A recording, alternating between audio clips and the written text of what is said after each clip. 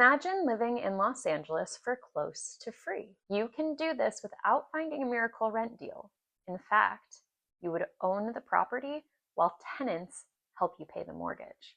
This concept has come to be known as house hacking, and for many Los Angeles residents, it is becoming the most realistic path into ownership.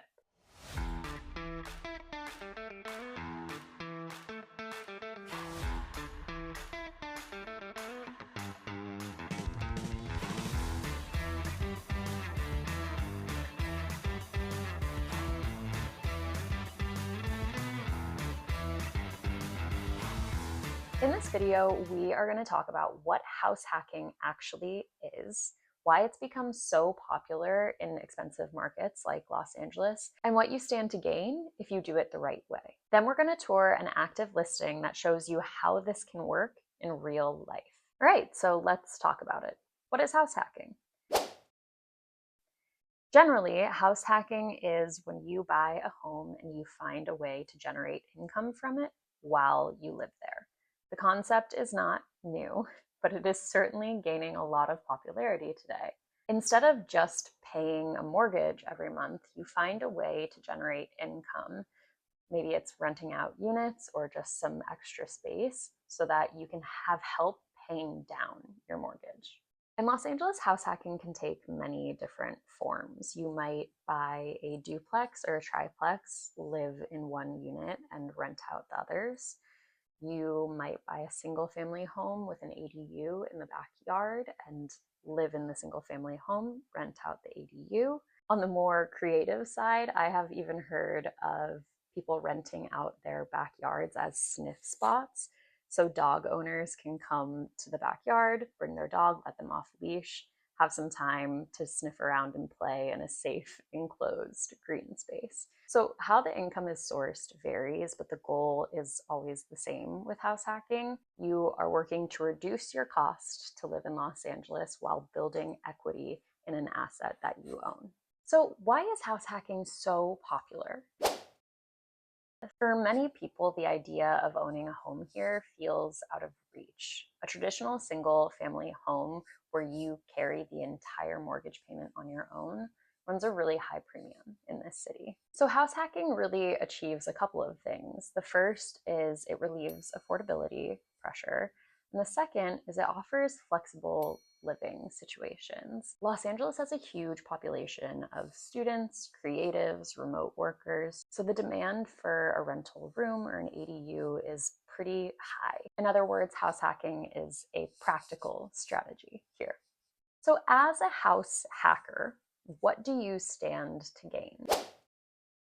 There are really four main benefits. The first is it relieves affordability pressure. I won't belabor that point. The second benefit is a benefit of ownership in general. You are building equity in an asset you own while your loan is getting paid down.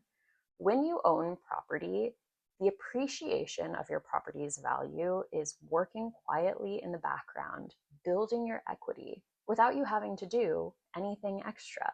Now, I am not a CPA or an attorney, and if you want to know all the financial ins and outs of this ownership strategy, I recommend you speak to one. But as an owner-occupant of an income-producing property, there's usually a mixture of homeowner and landlord tax benefits that you might stand to gain from. You might be able to deduct mortgage interest and property taxes from your primary residence. And for the rented portion, there are sometimes deduction benefits on things like depreciation or repairs. That combination is incredibly valuable. In a high-priced market, every tax benefit and deduction makes a really big difference. The fourth and final benefit of house hacking is location and lifestyle choices. So let's say that you love Sherman Oaks, but you have been priced out of a traditional single family home there.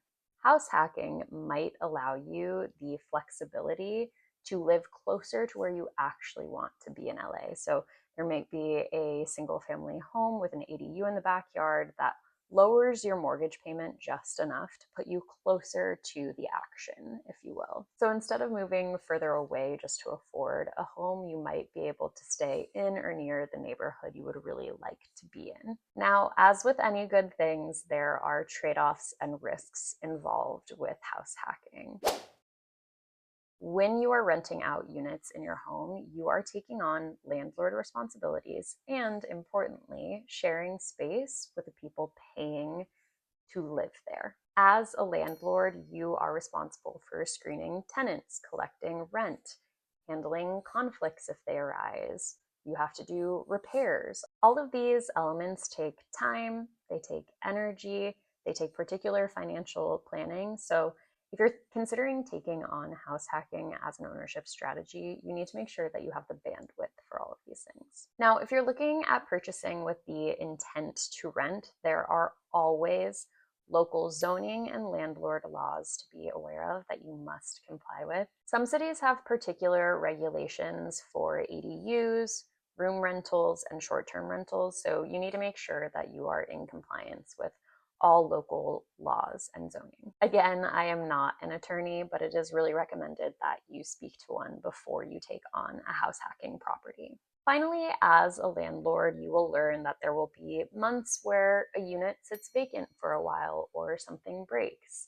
During those times, you are still on the hook for your entire mortgage payment. Collecting rent is not guaranteed, and you have to have a plan for if and when that happens. Being a house hacker is kind of like running a small business. It takes time, it takes maintenance, and it takes professionalism. So if you are not ready to sign on for those things when you purchase a house hacking property, this is probably not the best ownership strategy for you.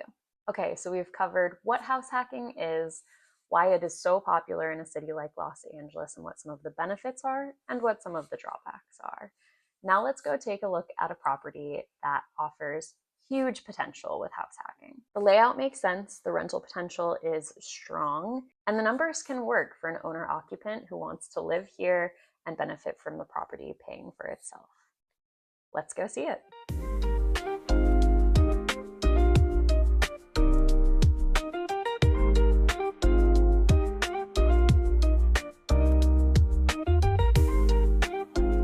We're at one of our listings located in the West Adams Jefferson Park area of the city. This is 2074 West 29th Street. This is a really amazing location in the neighborhood. It's a very quiet street, lots of green, lots of birds around. It's really centrally located. There's easy access to Interstate 10, which takes you out to Santa Monica and into downtown. And then USC, the Natural History Museum, and BMO Stadium are all just a few miles away. We are in the Jefferson Park Historic Preservation Overlay Zone, which means that there are a lot of really beautifully preserved historic homes in the area. Not in the least, the one behind me. It's about 3,100 square feet, and it is listed at $1,550,000.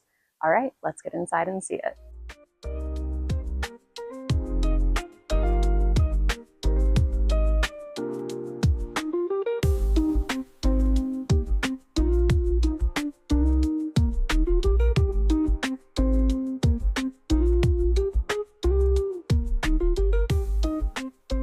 I am standing in the main living area of the house in what I think would serve as the best owner-occupant portion of this home.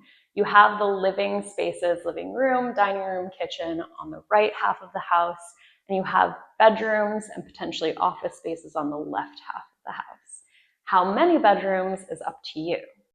The easiest way to break down this property is to take a look at the floor plans. So the area that we just toured through of this house is generally this area here. We have 3 bedrooms, 1 bathroom, kitchen, dining area, living room, and big front closet.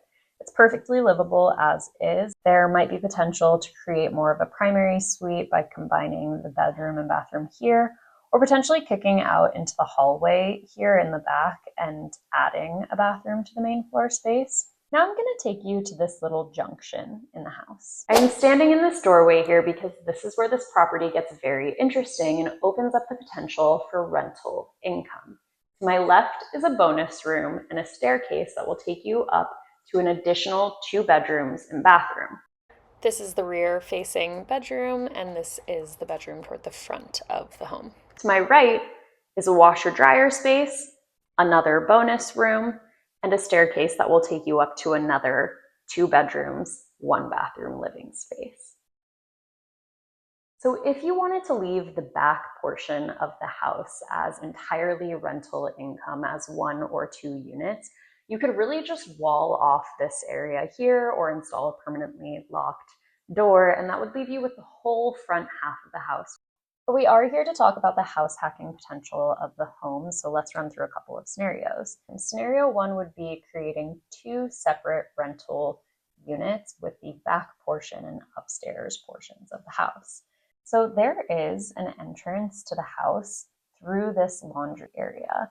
For rental unit 1, you could use this as its own entrance, have a first bedroom downstairs, and then obviously making your way upstairs, you have a bathroom, use this as a bedroom, and then install a small kitchen, and this can function as a great kitchen/living space. And then it would be the same idea for the other half of the house. You could potentially add some stairs and install another entrance to the house via this room. And then you could keep this as a bedroom or use it as a bonus space, go on upstairs and use one of the bedrooms as a bedroom and install a small kitchen into the other. So you would have a 1 bed, 1 bath, or potentially a 2 bed, 1 bath.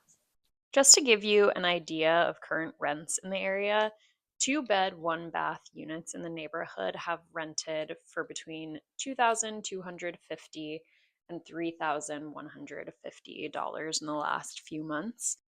Now, in terms of other rental scenarios, it's really up to your imagination. If you wanted to keep and use 1 half of the house, there's potential for you to just retain this laundry area, the whole upper eastern portion of the house, and then just rent out the western portion. You might decide you want to keep the laundry area and the additional bedroom in the back here, and then maybe you could put up a wall here, leaving you with a 1 bed, 1 bath unit upstairs for rent. Or you could really just combine a number of these possibilities.